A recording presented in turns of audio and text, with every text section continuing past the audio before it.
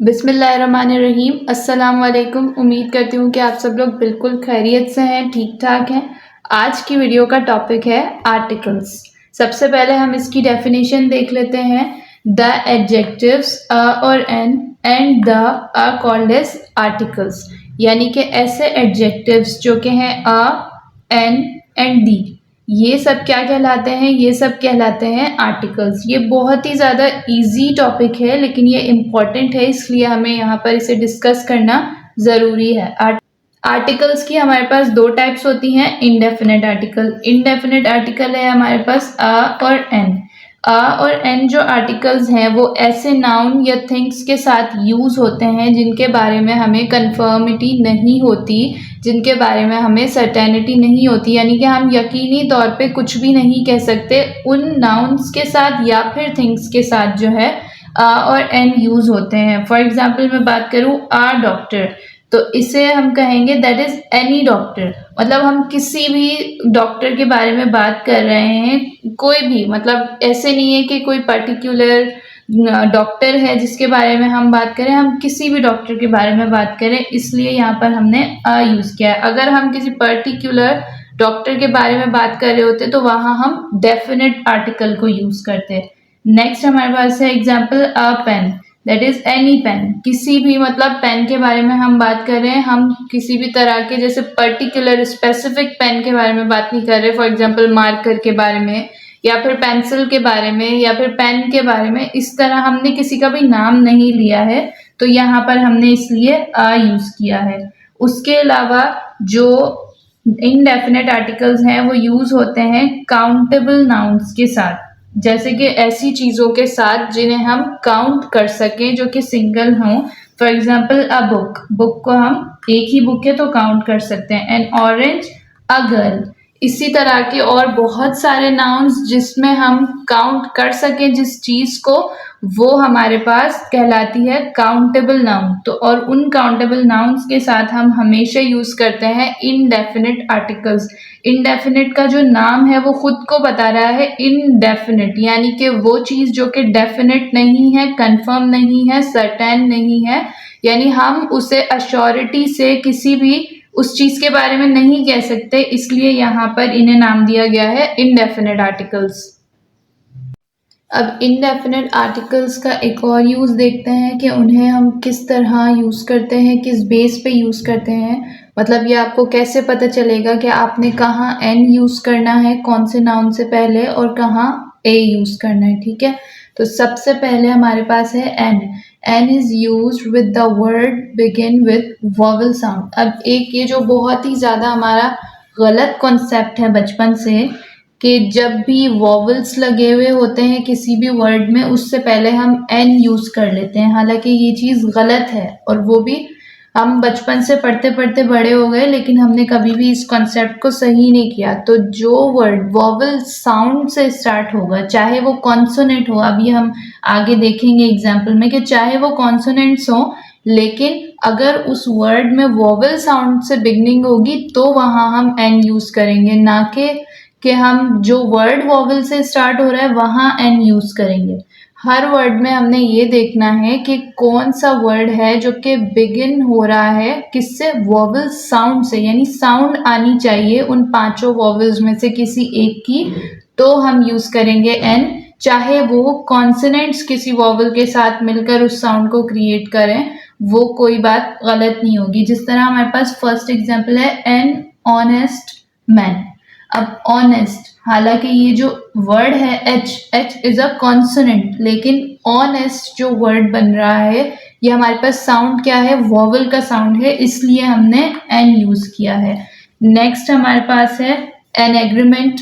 An agreement ए हमारे पास vowel ही है, लेकिन हमने ये भी देखना है कि वो वॉवल साउंड क्रिएट कर रहा है या नहीं।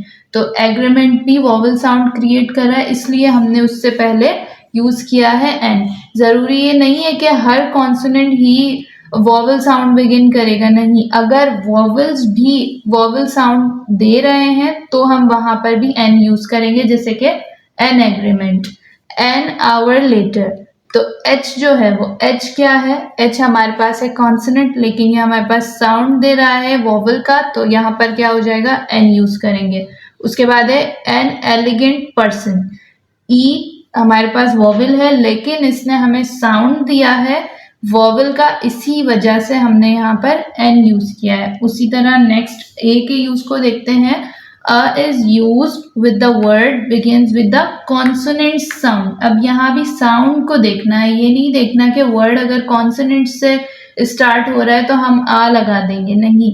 यहाँ पर भी हमने साउंड को चेक करना है कि कौन सा ऐसा वर्ड है जो कॉन्सोनेंट्स के साउंड से स्टार्ट हो रहा है, तो हम उससे पहले आ यूज करेंगे। जैसे कि हमारे पास है अ 1 रुपी। अब ये जो 1 है क्योंकि ये वॉवल है, वॉवल का लेकिन हमारे पास साउंड क्रिएट नहीं हो रहा। साउंड हमारे पास क्या है 1 जो कि व यानी कि W का साउंड दे रहा है और W एक कॉन्सोनेंट है, इसी वजह से हम यहाँ पर अ यूज कर रहे हैं, हालांकि ये एक वॉवल है।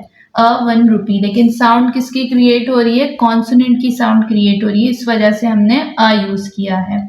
सेकेंड एग्जाम्पल है हमारे पास अ क्रेजी पर्सन। सी का साउंड ख यहाँ पर क्रिएट हो रहा है, इसलिए हम लोगों ने यहाँ पर अ यूज किया है।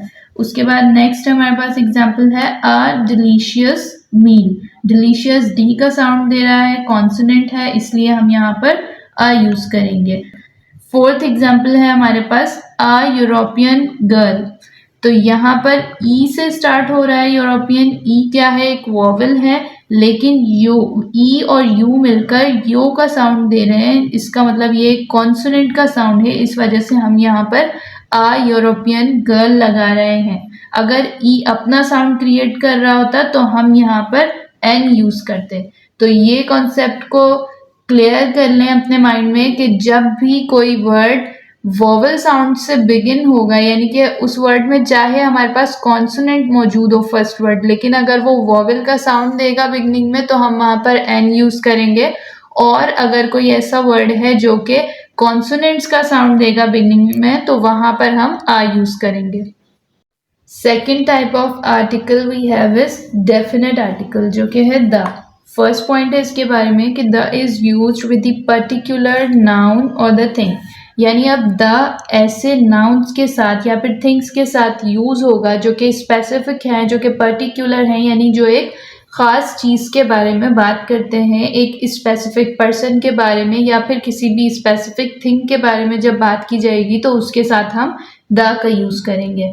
सेकेंड पॉइंट है हमारे पास it is used with the countable and uncountable nouns singular और प्लूरल। यानी कि ये काउंटेबल नाउन्स या फिर अनकाउंटेबल नाउन्स जिनके बारे में हमें सर्टेनिटी है उनके साथ ये यूज होगा, चाहे वो सिंगुलर हो या फिर प्लूरल हो। एग्जाम्पल है हमारे पास the marker, the tree, the milk. अब यहाँ पर ये जो दो हैं वो काउंटेबल हैं और द मिल्क हमारे पास अनकाउंटेबल नाउन है। थर्ड पॉइंट है कि द हमारे पास यूज होता है ऐसी होल क्लास को रिप्रेजेंट करने के लिए, जो कि मतलब हम एक तरह से समझें कि पूरी स्पीशीज को जो चीज़ रिप्रेजेंट करेगी उसके साथ भी हम द यूज करेंगे। फॉर एग्जाम्पल हम यहाँ पर एग्जाम्पल देखते हैं द काव इज अ यूजफुल एनिमल।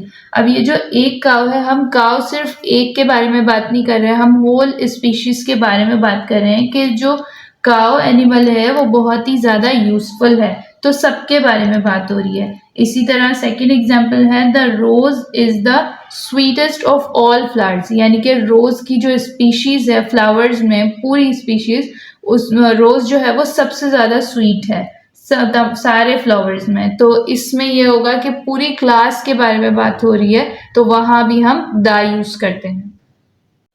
अब क्योंकि हमने बात की थी कि जो डेफिनेट आर्टिकल द है वो पर्टिकुलर थिंग्स के साथ यूज़ होगा, तो यहाँ पे देखते हैं कि वो किस तरह से यूज़ हो रहा है। अब ये जो ओशियंस, रिवर्स या फिर डेजर्ट लिखा हुआ है, इनके साथ हम द यूज़ नहीं करेंगे, लेकिन इनमें जो स्पेसिफिक नेम्स हैं उनके साथ हम द को यूज़ करेंगे। फॉर एग्जाम्पल ओशियंस में अगर देखें तो the Pacific ocean, the Ganga river, the Sahara desert, यानी कि एक पर्टिकुलर नेम है जिसके साथ हमने द को यूज़ किया है।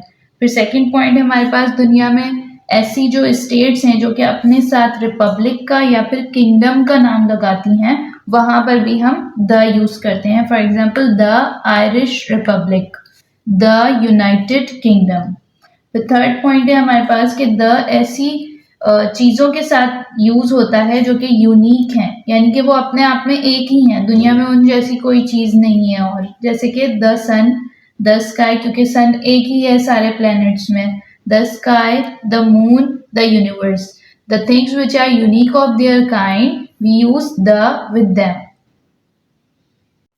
अब नेक्स्ट पॉइंट है हमारे पास डेफिनेट आर्टिकल द के बारे में, that it is used with the proper nouns, यानी कि ऐसे नाउन्स के साथ ये यूज़ होता है जो कि प्रॉपर नाउन है, जाहिर है, जो कि यूनिक ऑफ देयर काइंड है, या फिर ऐसे नाउन्स जिनके साथ एडजेक्टिव यूज़ होगा या फिर रीडिफाइनिंग एडजेक्टिव क्लॉज यूज़ होगी।